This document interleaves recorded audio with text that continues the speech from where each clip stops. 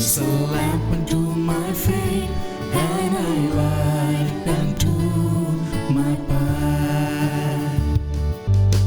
Thy word is a lamp unto my feet, and a light unto my path.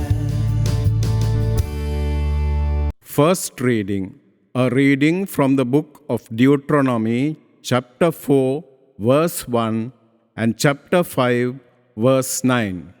Moses spoke to the people and said, Now Israel, hear the statutes and decrees which I am teaching you to observe, that you may live and may enter in and take possession of the land which the Lord, the God of your fathers, is giving you.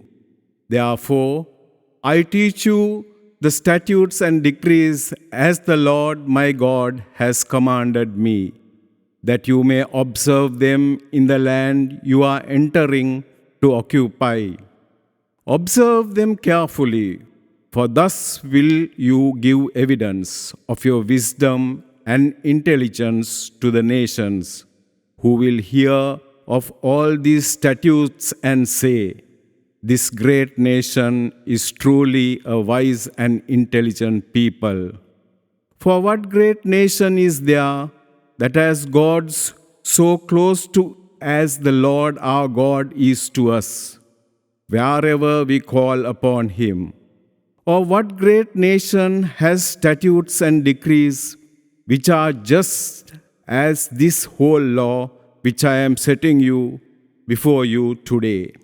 However, take care and be earnestly on your guard, not to forget the things which your own eyes have seen, nor let them slip from your memory as long as you live, but teach them to your children and to your children's children.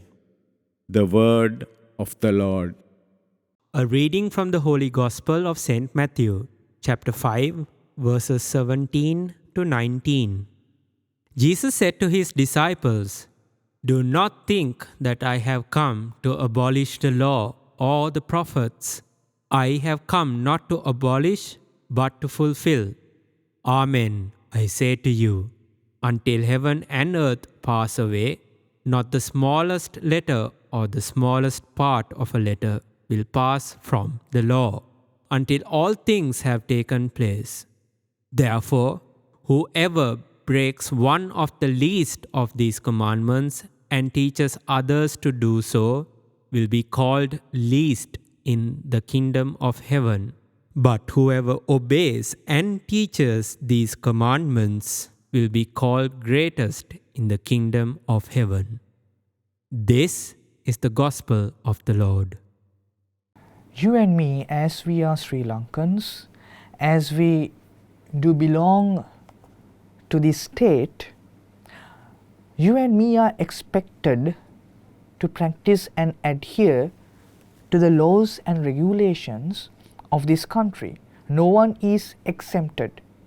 Even you may find when a foreigner visits our country, that foreigner also, for his time being that he stays in this land, he also is expected to follow the same regulations, rules of this country till he leaves. In the same way, the more we are adhering, the more we are following these state laws, my dear friends, this state, this country would become a disciplinary state, would become a state of peace, a state of serenity, and a state of good living. Unfortunately, though we say this is the wonder of Asia, our country, we find wonder in so many beautiful places of our country, the natural places of our country, whereas we do not find wonder in our well-being, in our life, in our livelihood here in our motherland. The same thing Moses commanded to the people of Israel, asking them and wanting, requesting them to adhere to the laws and regulations, to the commandments of the Lord. And today, Moses says to his people, if you follow the commandments of the Lord, surely you will become the greatest nation of the world. And the other people of other nations would look at you and would say, how wonderful would be the Lord that they would worship.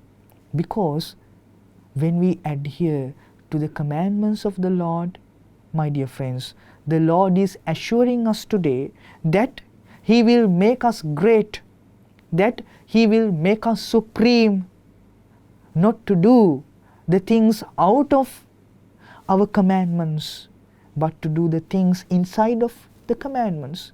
Then what happened?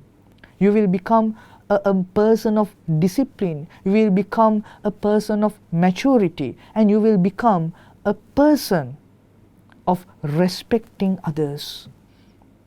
For that, we need to adhere the commandments of the Lord. That is why Jesus says, I did not come to abolish the law, but to fulfill it.